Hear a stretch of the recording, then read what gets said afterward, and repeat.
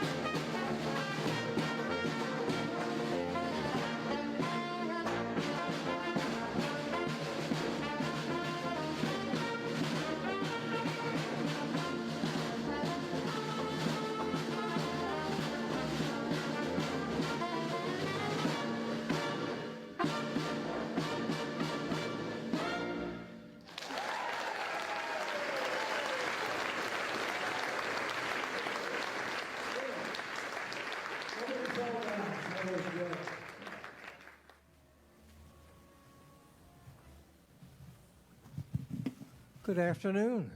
How do you follow that? Which actually reminds me, my bass saxophone's at the cleaner, so I have to pick that up. We can make a note. Hi, I'm Jeff Steinberg, and I want to say hi to everybody. What a nice place this is. I've never been in here before. This is great. Terrific. Cabaret. We're here to celebrate the life of Denis Solee. And I hope you all can stay for about 2 weeks, because it's going to take that long to do it. Like so many other folks around these days, I've had a bout of the crud, and I'm just able to breathe again today. So if I run out of air, you'll know why. But anyhow, what can I say? I love Denis Solee. I spent many hours with Denis on the bandstand, at the pool table, and in the studio. I had the pleasure of working with Denis in the studio quite a bit, and on various projects. But my favorite were the instrumental albums that I arranged for Denis, and under the watchful eye of Jack Jesro and Greg Howard, he gave me the opportunity to really watch an artist at work. I've worked with a lot of talented folks in my life, many of which are in this room, and it was a pleasure to watch Denis. I watched his brain, I watched the little wheels in his brain going around as he was crafting these melodies. We would overdub his parts to the American Songbook tunes that we were doing, and tunes that I'd heard 1,000 times before. And with every take, it was a different little gem. I mean, it was just unbelievable. And I loved it when he would lay something down, and we're on the floor, of course, crying. And he said, "Yeah, that was good. I want to fix that 1 sec." Come on, Denis. Anyhow, he was something to behold as he was creating, and I had that great honor and pleasure to work with him. So we have a lot coming at you this afternoon, and I guess I can turn it over to the Sunday Night Jazz Band. Would you turn it over? Okay. Thank you.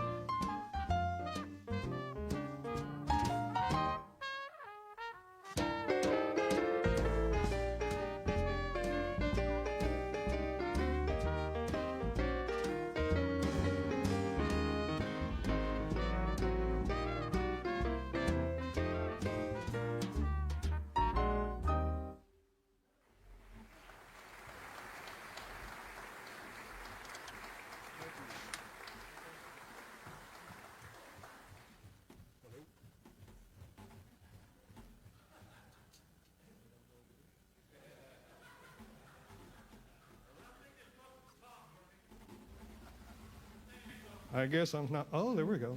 I'm in there. Thank you very much. This is the, for lack of a more creative title, the Sunday Jazz Band, sometimes known as the Nashville Sunday Jazz Band or the original Sunday Jazz Band. We represent a gig that's been going on in Nashville for over 30 years, various places in town, always on Sunday evening, 5 o'clock. This was a gig that when I first started playing with this band around 2006, I think, Denis had already started playing with this group some. So I had worked with Denis a little bit before that, just off and on different things, but not a whole lot. But for the last 20 years, minus the last couple of years, it's been my pleasure and my honor and my humbling experience to work with Denis every Sunday night. And it was quite an education. He loved this gig. Our very loyal following of audience members loved him. He brought so much to this gig. When he started playing with this band, I think it really elevated the musicianship in the group, and it also expanded our repertoire some, from just being traditional jazz like the Jelly Roll Morton tune we just played, to more of the swing era and just standards and things like that. Before we play our next tune, I just want to introduce the guys in the band. Our most tenured member of the band has been doing it the longest, Danny Coots at the drum set. He's also our leader. Of course, many of you know Jim Ferguson, the outstanding bassist. We also have at the guitar Mr. Andy Reese. And over there at the keyboard, I call him the maestro. That's Chris Walters. And the newest member of our group, Mr. Dan Hitchcock on the tenor saxophone. As you've heard, he's a young man who plays with an old soul. And we're glad to have him here. We really miss Denis, but we think about him every week when we play. And that tune that we just played, which is called Mr. Jelly Lord, was one that Denis really enjoyed playing. So we're going to play more of a slightly more modern tune. Here's Stompin' at Savoy.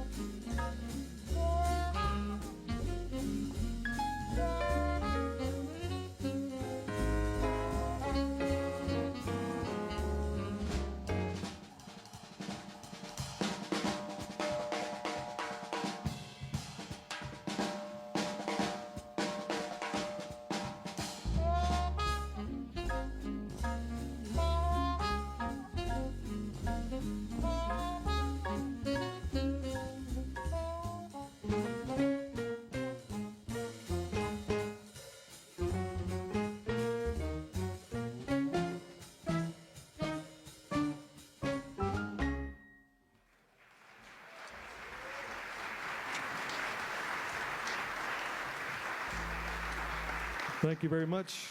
We're going to turn it back over to Jeff Steinberg now. Or where's Buddy? Sorry, here's Buddy.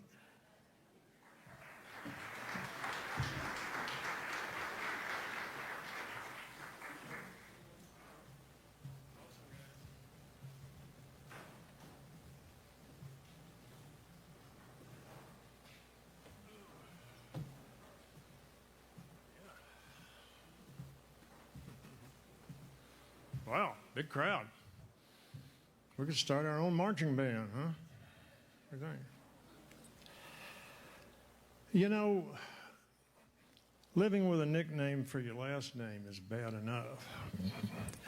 But thanks to my stupid aunt, who nicknamed me Little Buddy when I was a kid, now I'm stuck with two nicknames. But I get kidded about it sometime, but all things considered, it's worked out okay, I think.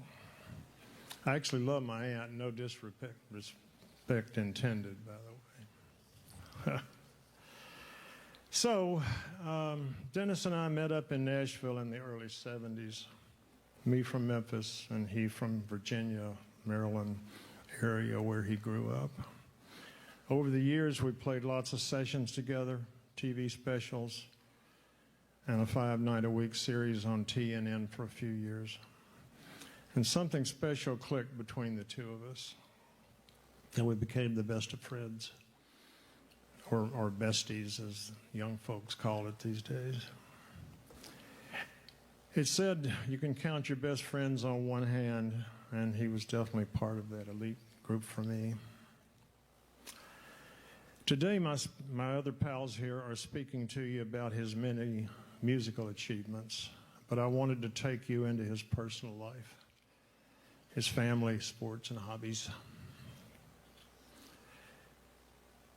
So, the picture that you're seeing up there, is it going to be full screen? I'm not sure. At any rate, Denis Harvey Solee, born November 13th, 1942, St. Paul, Minnesota. His parents and brother Tom, that you see in the picture, are now deceased. But both sisters are still kicking, and they're here today. I'd like to introduce Carol Brome and Samantha LaFee to you. Right there.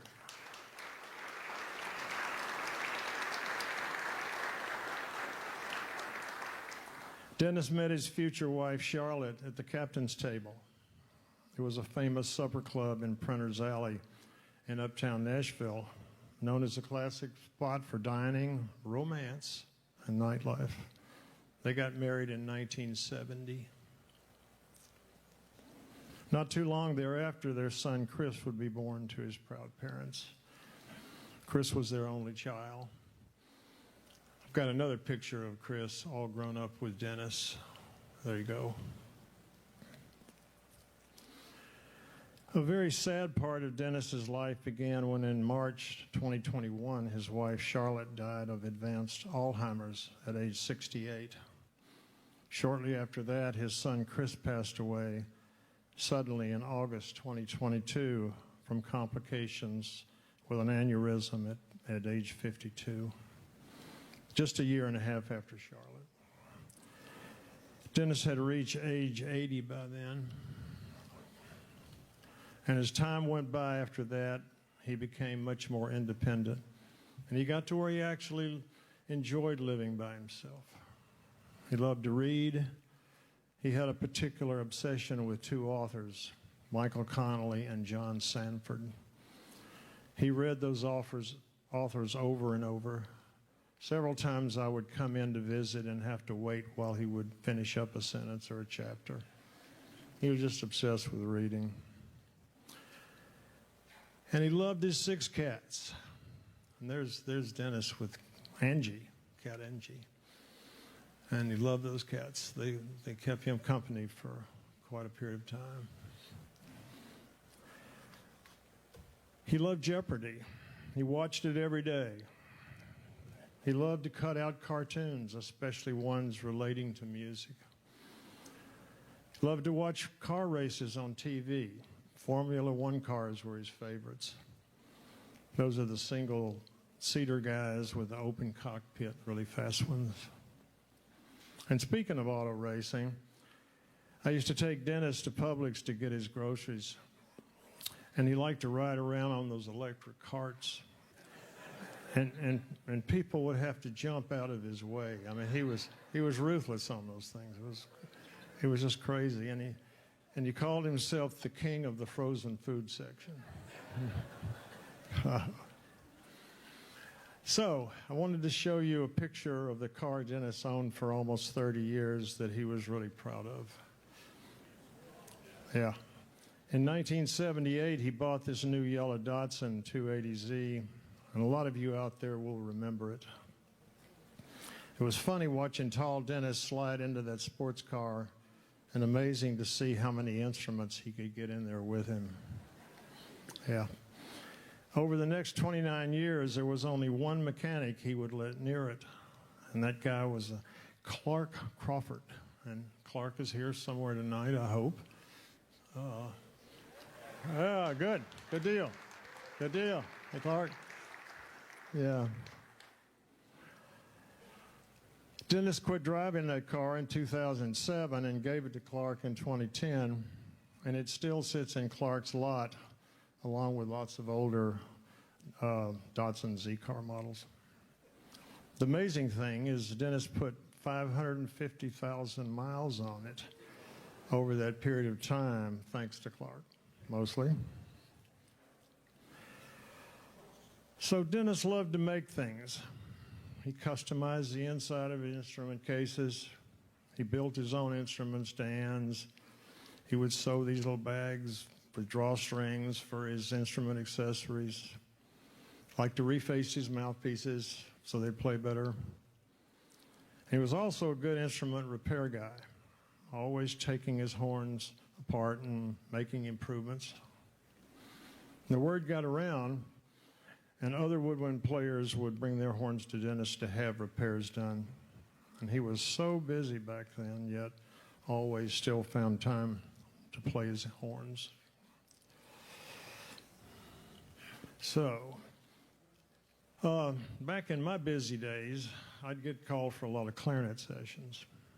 But on occasion, when they would also ask me to bring a bass clarinet, I would either borrow Sam's or I would borrow Denis's. So Denis was in the process of overhauling a bass clarinet he was going to give me for a present, and as you can see, a little problem came up. You got a full screen of that? There you go. And the house caught fire and burned down. So that was when they lived out in Pegram, and Charlotte came running out of the house with one of Denis's prized possessions, an autographed picture of Kim Basinger. I think George seen that, yeah. So I never got my bass clarinet, needless to say. So they rented for a long time after that, but never rebuilt the house out there. So Denis wasn't much of a sports guy, but beginning in the 80s, he and I and a handful of close friends got hooked on water skiing and spending time together on a few rental houseboat outings. And as you can see, he loved to ski. Loved getting out there with all his friends. Yeah, and here's one thing he liked doing when out on the houseboat. And who can blame him for that, right? But he loved to cook. He's a great cook. And I remember one night after he'd apparently had a toke of something funny, his parsley went missing, and it took us 3 days to find it up in the cabinet. Showed up, but it was an amazing, truly amazing time back then. We were all crazy, as everyone here was back then. As a matter of fact, a few of us got to be pretty good at slalom course skiing, and that's where the boat drives down the middle of the course, and the skier skis around the outside buoys. And here's Denis at his best. Check out those arm muscles. Yeah. So if you want to have some big arm muscles like Dennis, then water skiing might be a good choice for you.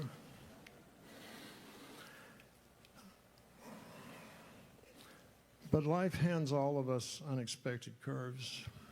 And for Denis, a diagnosis of COPD, sometimes referred to as emphysema, came along a few years ago after he and his son Chris had moved to Mount Juliet. Charlotte had already gone into a senior living facility and passed away. Then after Chris died, Denis slowly began struggling with his many health issues. 3 visits to the hospital, rehab facility, and many doctor's appointments just last year. And finally, his health further declined. Hospice care began at home, where he passed away peacefully last October 16th, following a suspected stroke.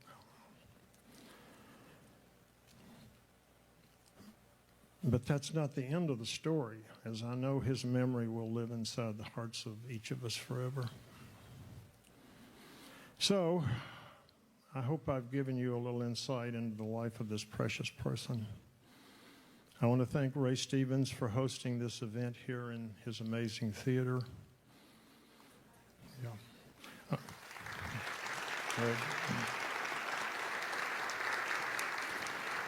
On behalf of our Celebration of Life committee, I want to thank the theater staff and the crew and these great musicians, formerly known as the Daltz Band, without whom none of this would have been possible.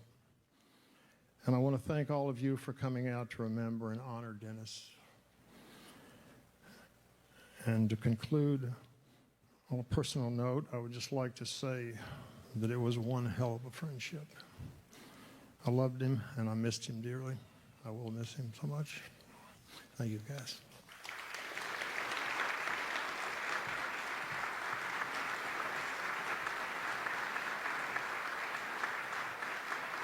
Rambunctious, featuring Denis Solee on the saxophone. The A-Team.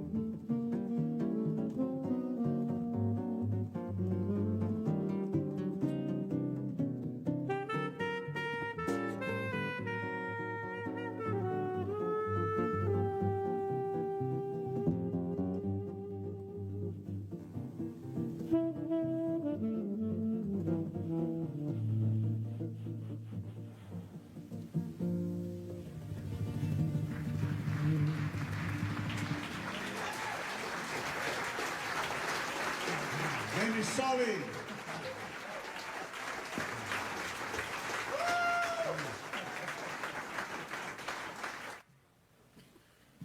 Thanks.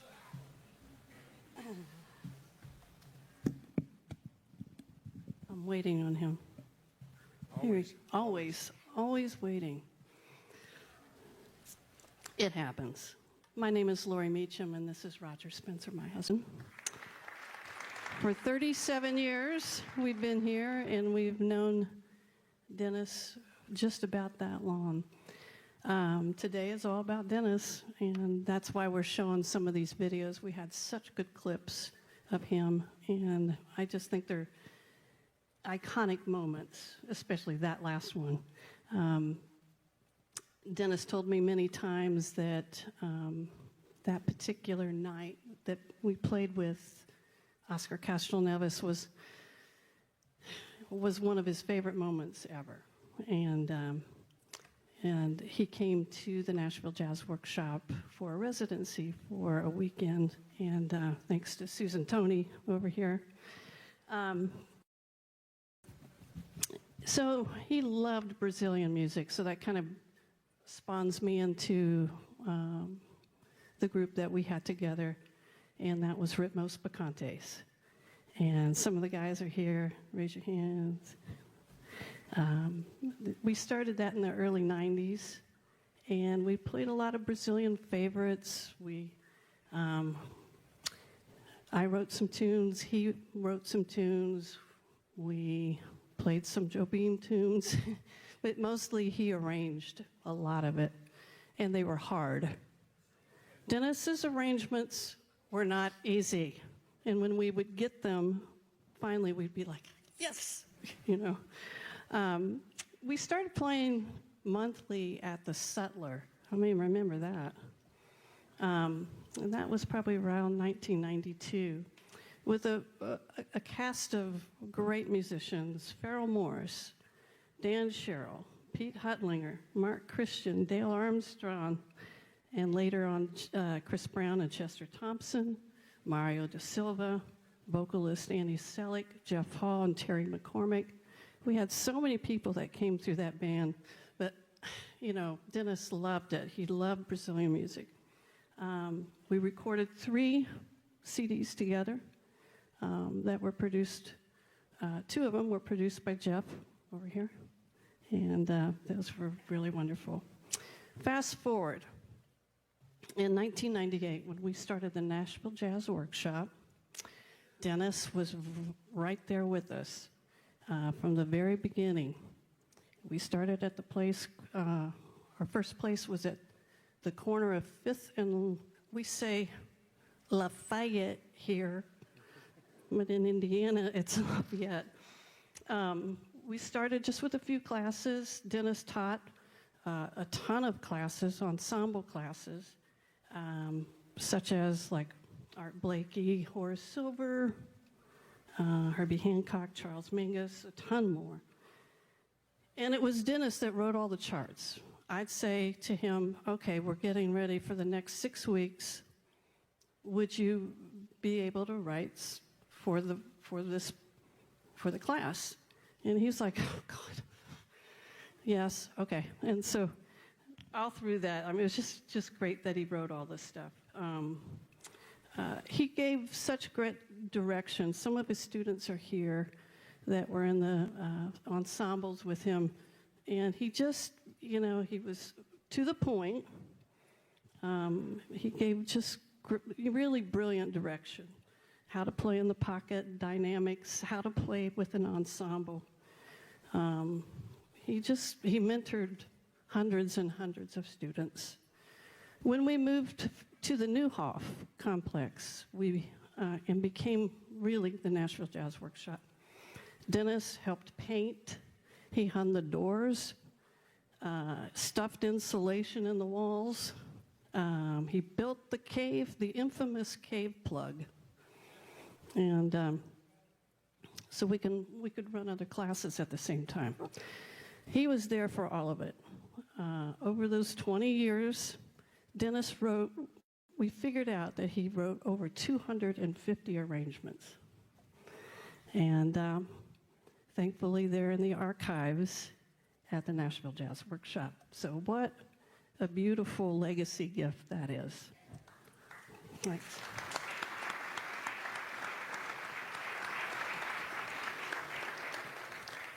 When NJW built the Newhoff space, the Jazz Cave was intended for student performances. For you that didn't know that space, we were in the basement of a building, and we had an entrance, and the further to the left you went, the further underground the building got. So it was the Jazz Cave. It was really underground. He had to build the cave plug for a door on that because by codes you couldn't have a door on there. You had to have a way in and out that would not close. So Denis measured the door and built this monstrosity of a baffle that would wheel into place for classes and wheel it back out.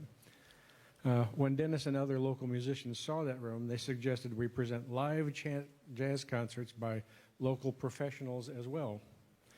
So the Snap-on 2 and 4 series were created, a series of concerts to be presented second and fourth Fridays of each month. Get it? Snap-on 2 and 4. Catchy, huh? Denis was there from the beginning. The very first performance in the series was George Tidwell's three-horn book with Denis on sax.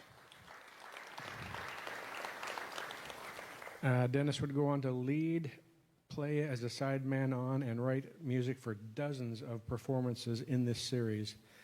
He also curated close to 25 performances for our Jazz on the Move series at the Nashville Public Library and the Frist Art Center over a 15-year span. He led ensembles performing music from early jazz, Birth of the Cool, Lester Young, Dexter Gordon, Charles Mingus, Stan Getz, Billy Strayhorn, just to name a few. And when the charts were not available, he wrote the arrangements as well. When we did the Oliver Nelson ensemble, we were in contact with Oliver Jr., who lives in Indianapolis, and he was like, yeah, we'll send you those charts, no problem. We'll send them. We never received them. We'd call him, yeah, I'll mail them out. No.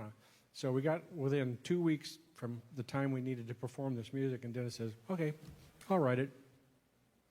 So he sat down and wrote out the entire Blues and the Abstract Truth album. 4 horns.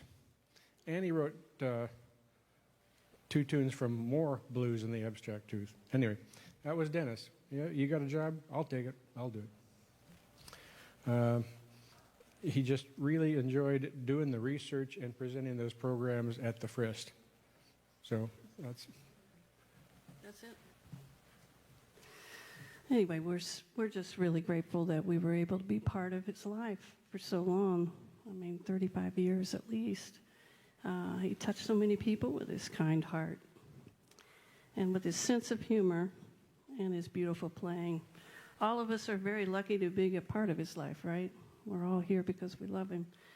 No one had a better sound on that horn than Denis Solee. Imagine the band that he's playing with now. B.G. and Billy Adair, Charles Dungy, Doug Moffett, Jim Williamson, Duppy Jackson on drums.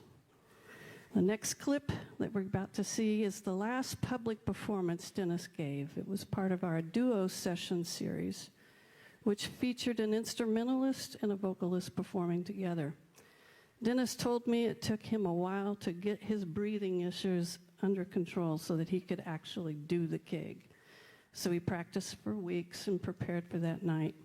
I'm sure that he also had the help of his favorite drink, which was a rusty nail. He loved those. And that helped him towards the end. It really helped him be able to breathe. His playing knocked me just off my feet, and it still does. So it's iconic. Please enjoy.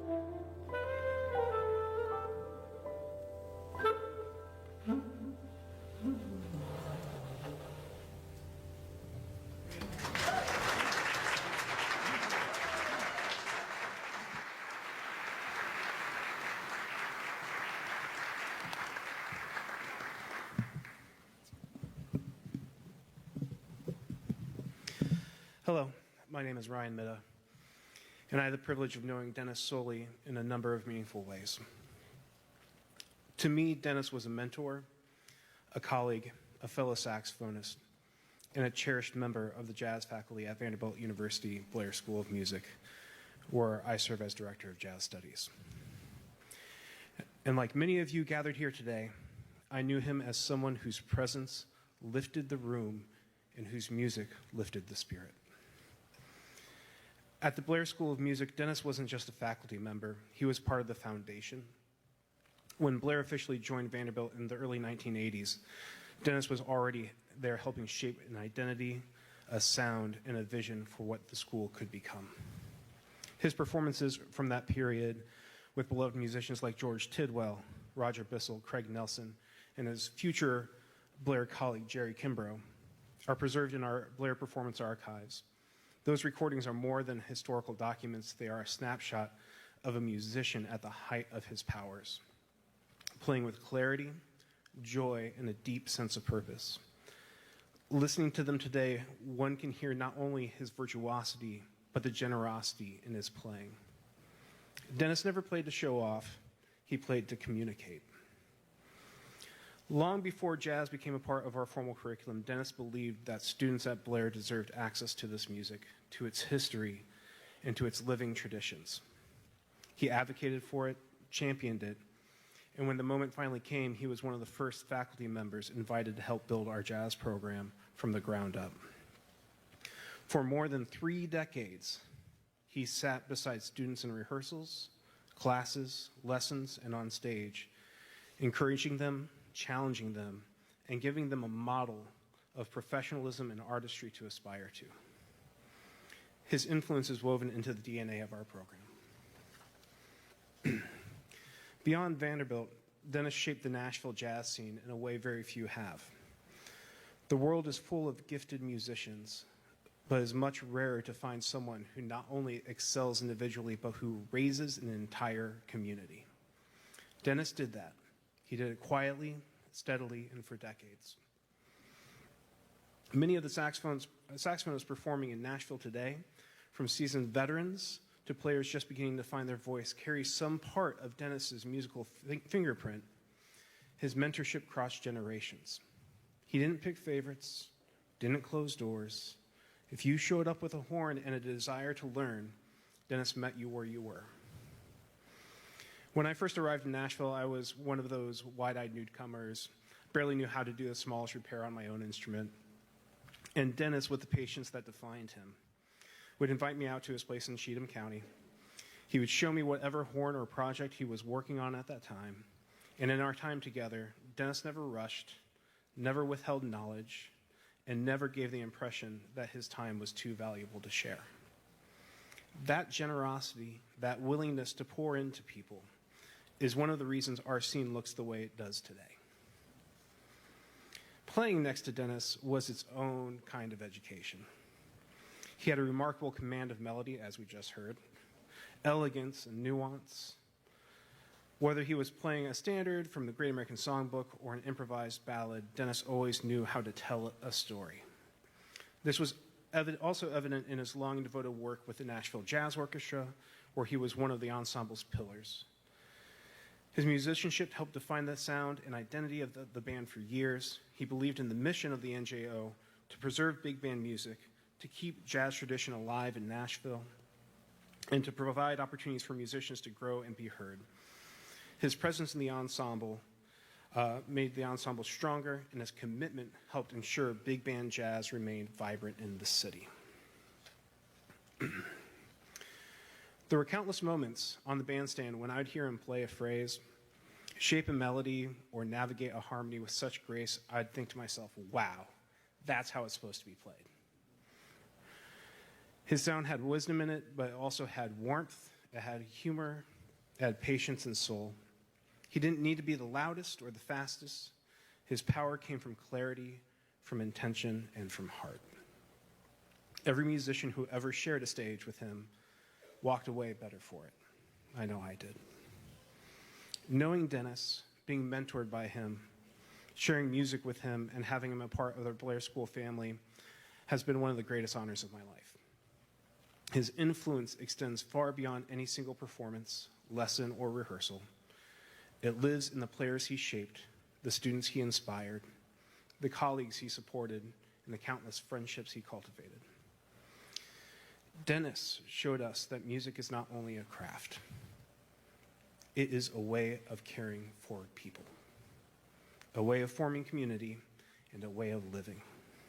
His artistry, his generosity, and his steady, thoughtful spirit will live on in every one of us who had the privilege of knowing him.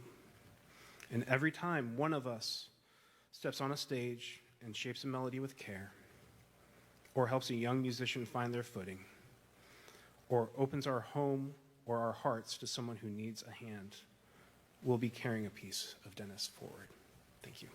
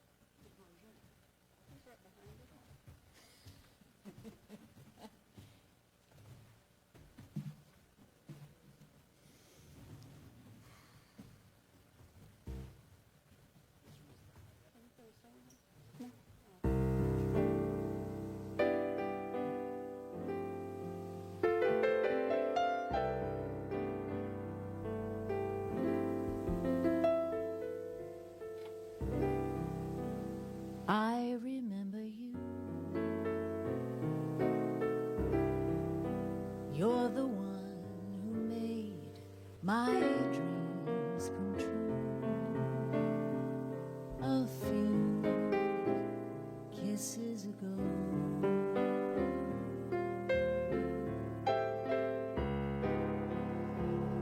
I remember you.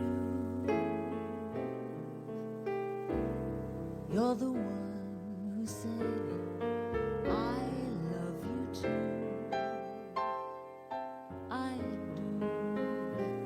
Didn't you know?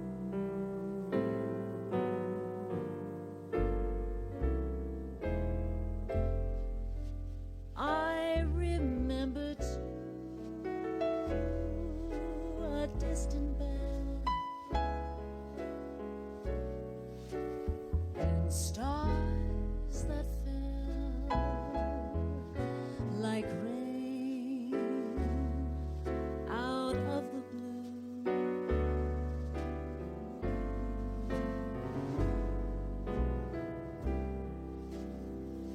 When my life is through and the angels ask me to recall the thrill of it all, then I shall tell them I remember you.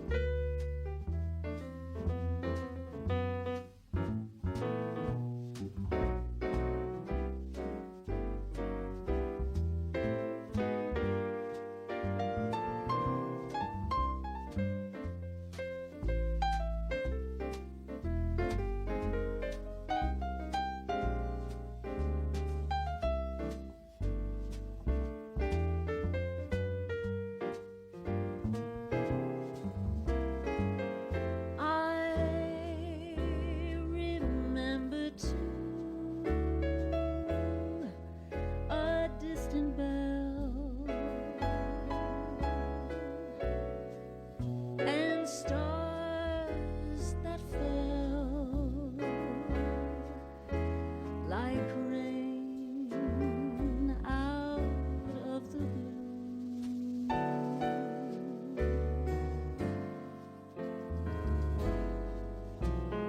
When my life is through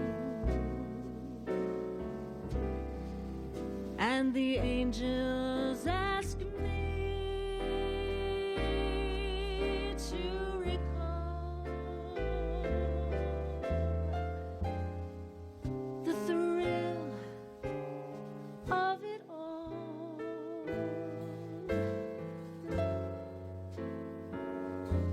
then I shall tell them I remember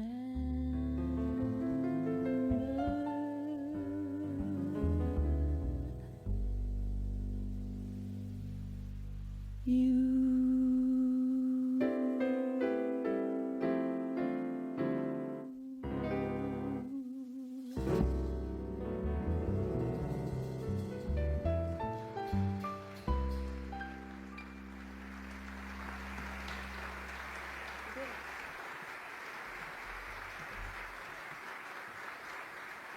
Thank you. He was bonded musically to Denis the first day they played together over 50 years ago. He went on to be lifelong best friends and musical comrades. Please welcome George Tidwell.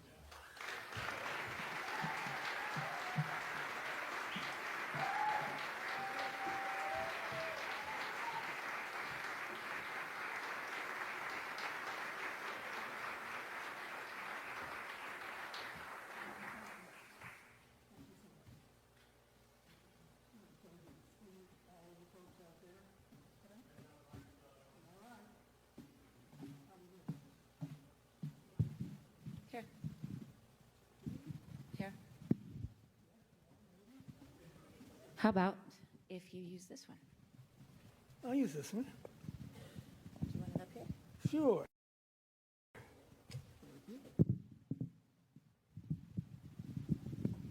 All right, better? Okay. Thank you all for being here. Let me get this tightened up. Okay. All right. Now, first of all, you can clearly see we chose the speakers by age.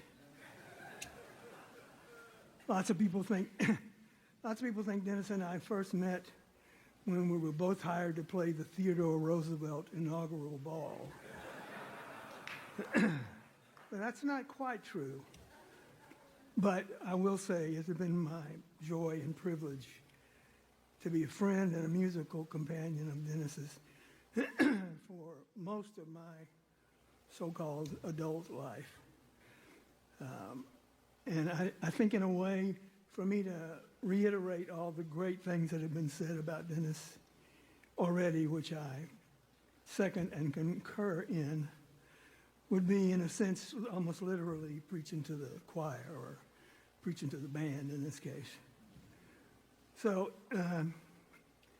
instead of that, I just kind of want to rumble through a few memories about meeting Denis and our time together and the joy that we had making music and the essentially amazing human that he was. I'm sure lots of us remember when we first heard Denis play. And for me, even at an age when I can barely remember that this is Wednesday, I think that's right. But I can remember vividly when and where and the why of the rehearsal so long ago, where I first got to stand beside Denis. And it was the first of what would end up being hundreds, maybe thousands of times over the decades. And what a thrill it was for me to hear that huge, effortless tenor sound mixed with my trumpet sound, which was not effortless. And how easy and natural our playing together always was. And I know, of course, that Denis really had that effect on almost everyone he made music with. And all the loving testimonies of the people who've made music with him over the years that we've heard tonight touched me deeply, and I know they would touch him. I felt like I had been given a gift, and it turned out to be a gift that kept on giving. Denis and I played countless sessions together in studios and on countless TV tapings and live concerts and road gigs, and happily lots of time at the beloved Nashville Jazz Workshop. And in my life as a studio contractor, Denis's name was always at the top of the list, along with the other great Nashville saxophone players, lots of whom are here today. They covered everything from piccolo to bass sax to stylistic soloing. And one time, only one time, Denis earned a double for whistling. He stood on a little podium all by himself, just cool as could be, and whistled the intro to Wonderful, Wonderful for a Johnny Mathis TV special. And all the rest of us were wondering how in the world he wasn't drying up and falling apart. But it was cool as could be. And of course, any jazz group that I cooked up started with Denis. And there were some fun ones, including, thanks to our pal Dave Converse, one of the first jazz records to come from the local scene, an album that we co-led with our Ear Witness band. And Denis was much in demand and was a big part of so many other wonderful jazz groups of all jazz ilks over the years here in Nashville. And as has been mentioned, he created a grand recorded legacy through those great albums he made for Green Hill. And those albums are still out there, putting Denis's music in new ears. Whatever the project or the venue or the style, when you had Denis, you had his 100% best. He brought something valuable to every project. For me, playing with Denis was amazingly easy. We heard and we felt and we thought about music in such a similar way. that it was effortless. And somewhere along the way, after a long day of intuitive playing on our part, Denis fired up his world-famous grin, which I know you all know, and said, "Well, we fell off a log again today," which was his kind way, sweet way of saying how easy it was between us. And so from then on, we used that often after a day of good luck like that. He never stopped inspiring me. And part of his charm was the many things that ginned up that beautiful smile of his. And it almost seems like Buddy and I put our heads together on this, because many of the things that Buddy highlighted are in my heart about Denis too. And anything that would light the smile up was worth doing. He loved little fast cars and big slow ballads. He loved single malt scotch and double time soloing, and occasionally triple sec. He loved Clark Terry, and he loved Caitlin Clark. He loved Sonny and Cher. Okay, Sonny was Sonny Rollins, but Cher was Cher.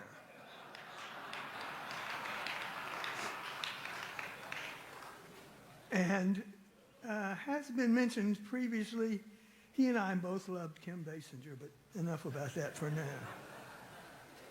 He loved the Nashville Jazz Workshop, and also, as has been shown you, he was willing to do anything from driving a nail to writing an arrangement to whatever was needed, and we loved being there. He loved water skiing, thanks to his pal Buddy, who got him up and going. He loved a great laugh, and he had a great laugh. And he was not above a corny joke. And as Buddy mentioned, he loved making things and fixing things and improving things. He liked helping people solve problems. He loved a challenge, loved driving a nail, loved helping. Now, I know I'm painting a picture of someone that sounds pretty perfect, and in my mind, that is Denis. My time with him was filled with some of the most perfect afternoons of my life. But I know Denis would want me to be honest about this, and nobody is perfect. So I've assembled what I believe to be a complete list of the people who just could not get along with Denis Solee for some reason. And I'll have that list up here if anyone wants to see it. The only name on it is someone whose last name, I guess, is Noone, N-O-O-N-E. Yeah, I'll have it here if you want to see it. Also, as Buddy mentioned, Denis was a really good cook. And Denis had what my grandmother Lois would have called a good little appetite. Even as his health was failing him, having lunch with him was encouraging. He was like the adult president of the Clean Plate Club. And that made all of us guys who came to be known as the Geezer Grub Group, which included some honorary geezers not quite old enough to really qualify. That made us all happy. And as Buddy said, in a most dedicated and inspiring way, Denis loved his family. He loved his sisters. He cared for Charlotte and Chris when they needed so much that only he could give. And he did it lovingly and tirelessly and without complaint. A truly admirable man. So now, our common enemy reality has decreed that we got to say goodbye to our tall pal. And there is sadness in that, no denying it. We can ease that sadness by carrying our memories of all the unique pieces that made up our Denis. The music and the laughter, the cheese dip consumed. And for me, I just say, take a deep, easy breath, my friend, and rest well knowing how much you were loved. And thank you for the friendship and the laughs, the wonderful music. And thank you so much for all that falling off the log. Thank you.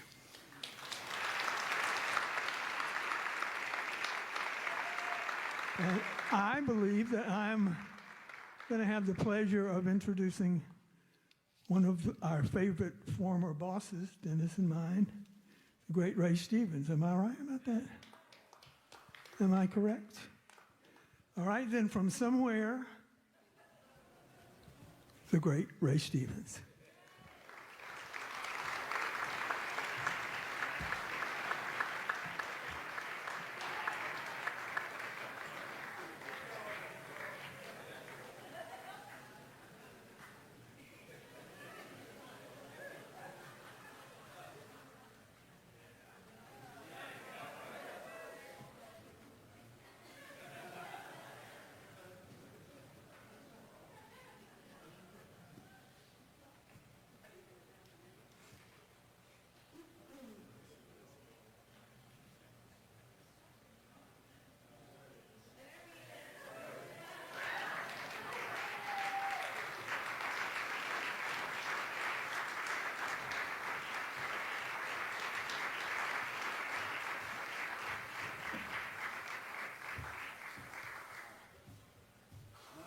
Thank you. Been backstage the last couple of speakers, and we don't have a speaker back there, so I wasn't sure I was introduced. But I wouldn't want to miss this because Denis was special to not only to me, but to all of you folks too. And when I first moved to town, there were not that many saxophone players here. And I, of course, knew Boots Randolph because he played on my first record session in 1962. And later on, I started using Denis because I couldn't get Boots. Not that I was...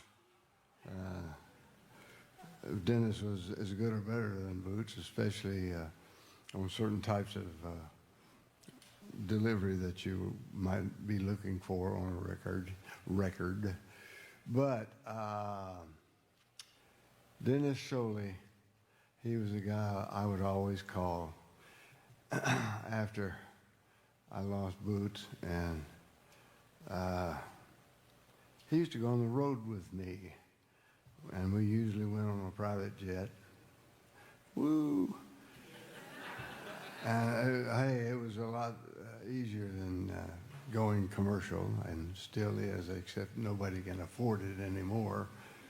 Prices have gone up on private jets, private anything in the air, tremendously, and most people just don't want to or can't afford to pay the price.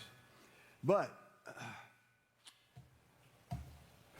I have been looking forward to this event ever since we booked it, and wouldn't you know it, I caught a cold just a few days ago. I don't know if you can tell, but I'm trying not to cough. And it's this event is certainly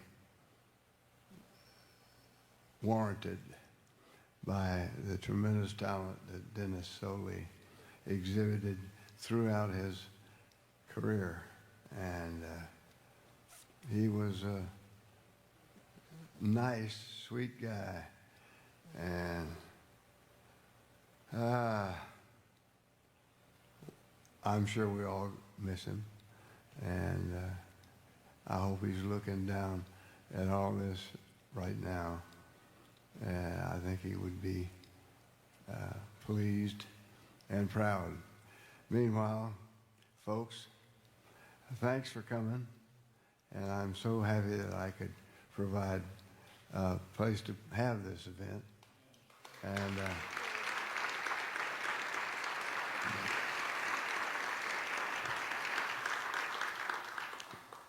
I'm going to miss Denis more than most of you because I relied on him to play with me many, many times, especially on the show here at the Cabaret. And I'm sure you're all going to miss him too. So, Dennis, what do you think, pal? Thanks, folks.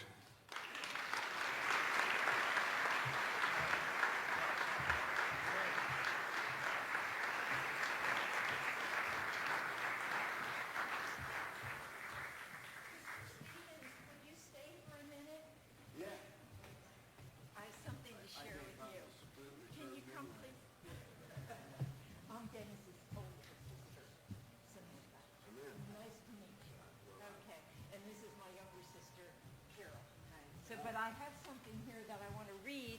I want to read while he's here because I was going to start this by thanking the group who planned this. They did a magnificent job. And in a letter from my mother was talking about, I'm sorry if you lost my voice, but my mother wrote a letter about Denis's accomplishments and actually his history from the time he was a baby until he was 14 years old, playing in an African-American jazz band on weekends. And two, where he says she gives all the places that he played and who he played with.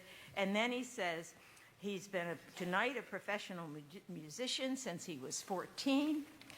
He toured with Ray Stevens and the Society Band, playing for the highbrows. It's right there.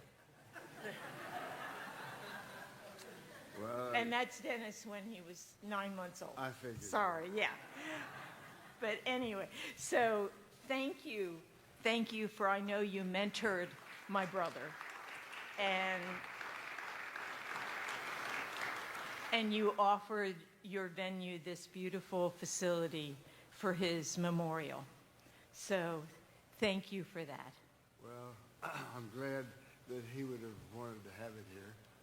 It's a proud thing to do this. Yes, thank you. You're welcome. Thank you.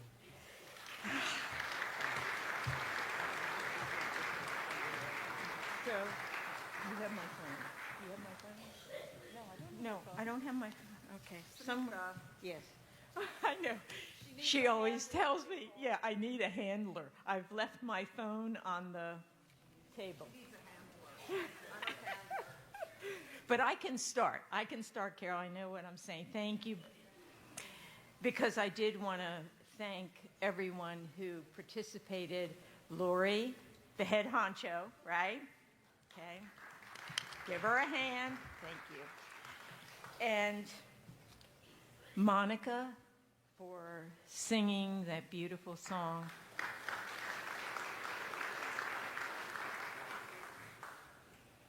For Jeff, for showing up, because yesterday we thought he was not going to be here because he was sick, but he came through.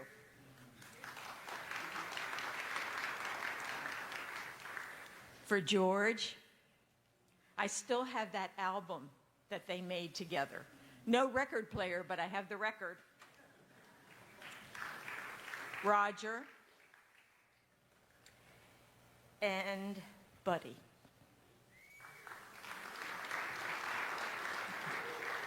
Dear, dear Buddy, that is the first person that I've really got to know. I've lived out of the country for many years in China, and I'm now in California. So we were kind of on different continents and different places. And so we had family reunions in my parents' house in Maryland. But I did want to thank the Sunday Jazz Band, the musicians, and but especially Buddy has been, as you probably know, he is taking care of Denis's business, but most of all, he's been a great and wonderful friend. And he's been a wonderful friend to Carol, who's been coming here for some time, and I'm going to introduce her in a minute. But Buddy, what can I say? Everyone should be blessed with a friend like that.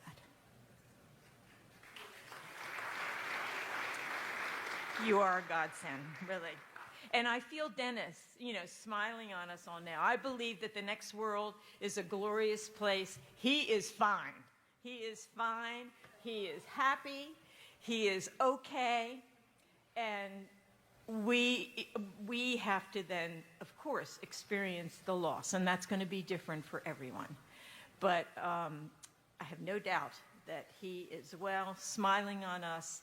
And from the time he was a baby, he loved music. And I'm going to interject 2 real quick stories, because he was playing in a jazz band when he was 13 or 14. He says 13, my mother says 14. But he loved music. And he is paying it back. When I was listening to the director of the jazz in Vanderbilt, I remember that in high school, Denis had a band director who would loan him musical instruments. And he was already playing the tenor sax, and my dad played the clarinet, so he was already playing those 2 instruments. But he would come home one week with an oboe, and he'd fiddle around with it and play for a while, and he would master it. And he'd take it back, and he'd get another instrument and take that back. And so he became very versatile. He played everything: flute, oboe, clarinet, tenor, alto sax, and we were all amazed by his talent.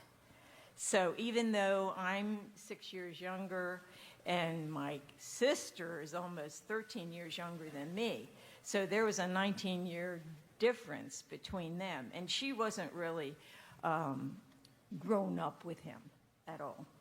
But you know her, but I just want to say that his love of music has always been there, and that band director who really encouraged him and mentored him, I feel that he was paying that forward. So I get to introduce my sister. Yeah, he was just amazing. But, he had a lot of encouragement from my parents and from the band director and from all of you. And I feel like you really have a wonderful community here. It really is it's heartwarming and inspiring. And so now I get to introduce my sister, Carol. And many of you know her from her many visits to Nashville. She's been coming here since 2022. It was right after Charlotte, his wife, passed, and Chris had passed in August. And she was actually planning to come before Chris died. But she called to confirm that she was coming in October, and Denis told her that Chris had passed. And so she started her annual visits to Nashville every October. Now, this last September, as Denis's health was deteriorating, she was struggling. Should I go now or should I wait?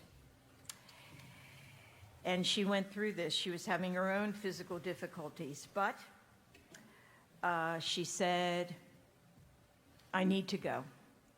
And so she was able to spend the last week of Denis's earthly existence with him. And she was with him when he passed. And so I just wanted to say that we were going to do a Zoom chat. We had been doing Zoom chats for several years. When we had a family reunion with my mother in Utah, and then we were doing, after she passed, we were doing Zoom chats. And so we got to know each other really as adults. And my sister in particular found that they had all these things in common. Like, just one little story is they went to the grocery store, and Denis reached for a box of cereal. And Carol said, that's my favorite. And he said, mine too.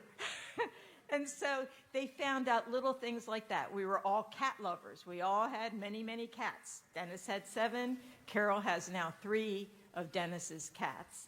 And Amy, I know Buddy's stepdaughter, has 3, I think. Do you also have 3? So anyway, we're all cat lovers, and we won't talk about how many I have. I've been involved with animal rescue for many years. But we were scheduled to have a Zoom chat during that last visit in October. And we, of course, couldn't do that. Dennis was deteriorating. They think it was a stroke. And I said, Carol, just put the phone down to his ear and let me just say a few words to him. So she did, and I said, you know, Carol's there. You're all right. I know that they had forged this special bond. And he said, she's an angel. She's an angel. And she is. And before he passed, she was with him alone. Buddy had just left. And she said, it's going to be all right. You're going to be reunited with Charlotte, your wife, your son, mom and dad, all your friends. It's okay. You can go. You can let go. 5 minutes later, he passed. And so I feel that his existence in the next world is joyful and wonderful. His music is going to be with you, his friendship, the love that you all have for him, the community that you formed is special. And that's always with you, no matter what. You never lose that. And I'd just like to say that I'm hoping that this is his future. And this is from the Baha'i writings. Grant then, O my God, that thy servant may consort with thy chosen ones, thy saints and thy messengers in heavenly places that the pen cannot tell, nor the tongue recount.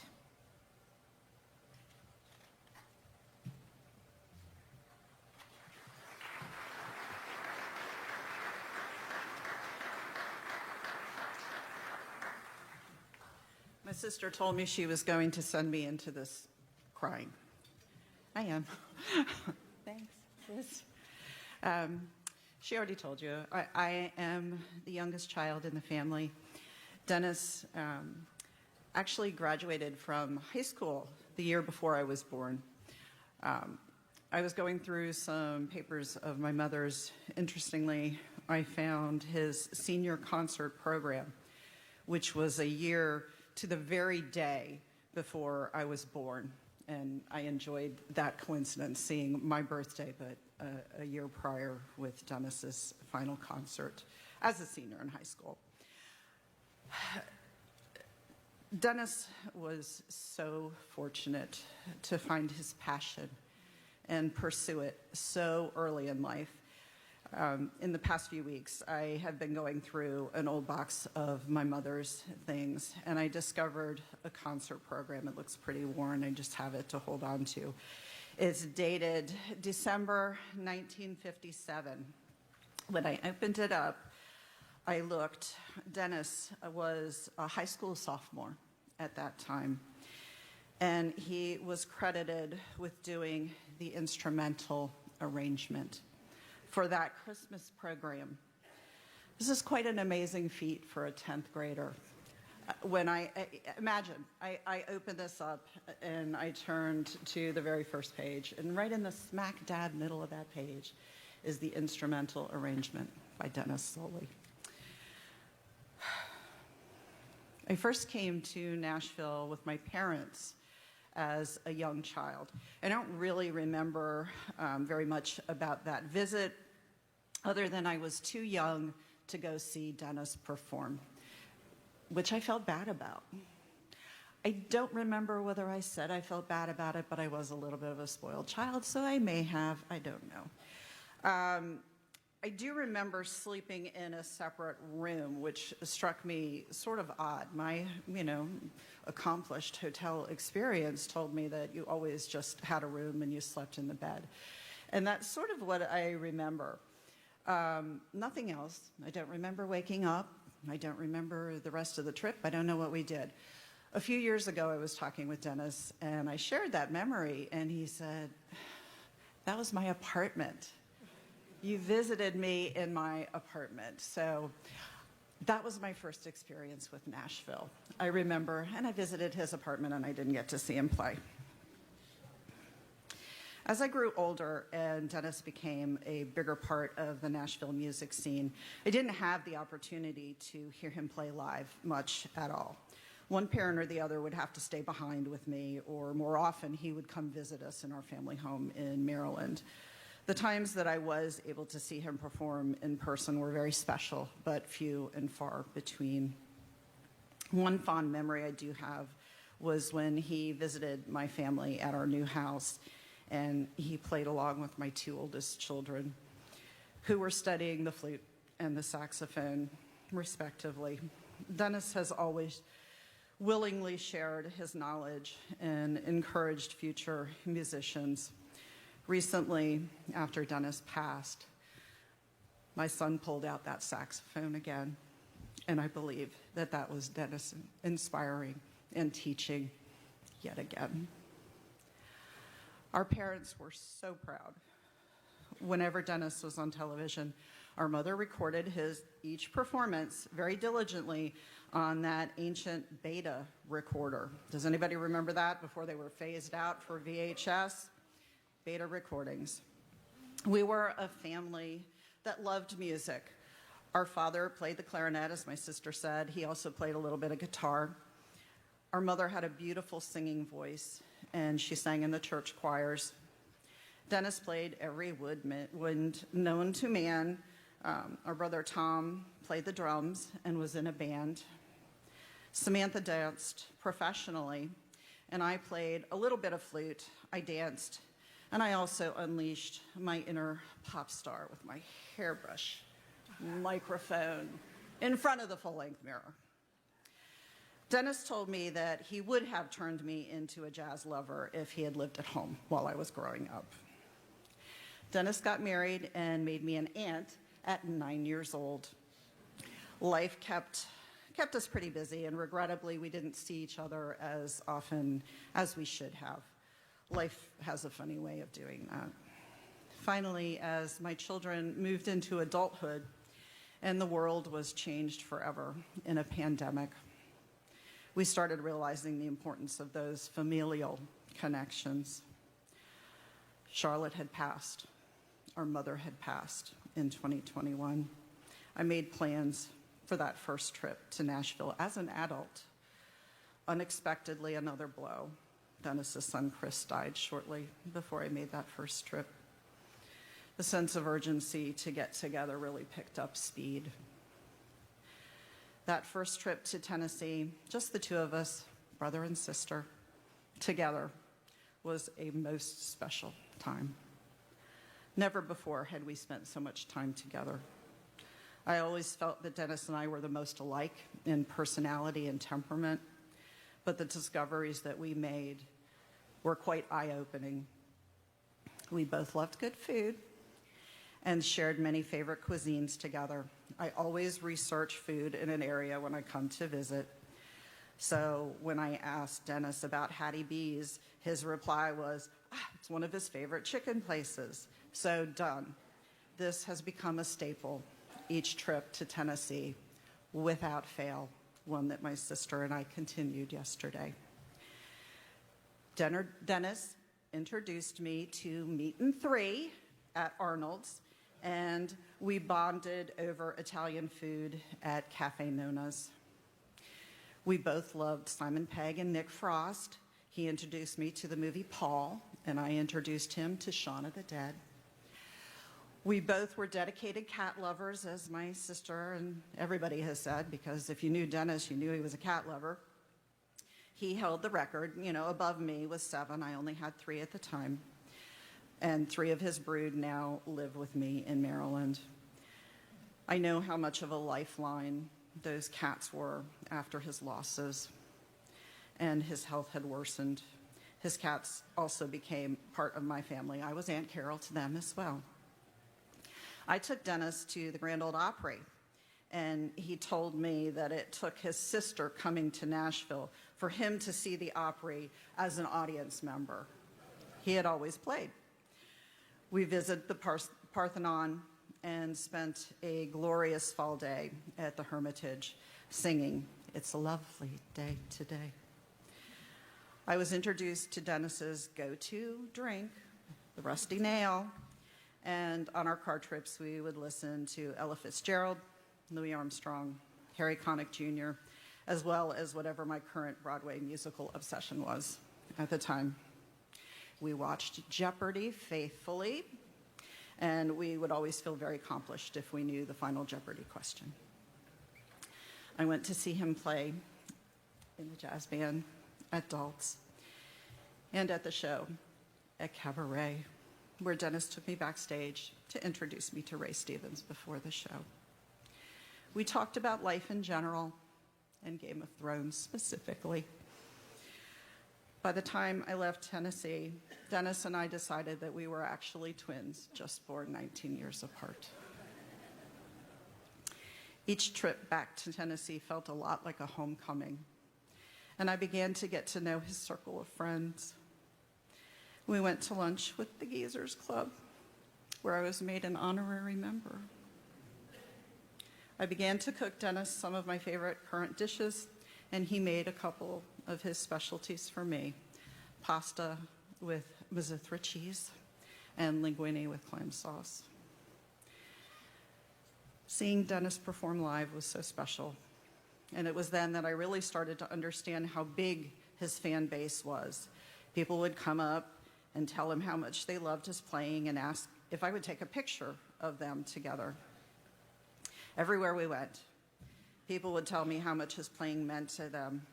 I recall telling my sister over the phone, "He's a really big deal here."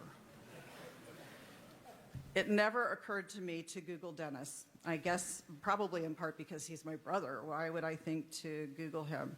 But this past October, I was so happy to find some of his performances living on YouTube.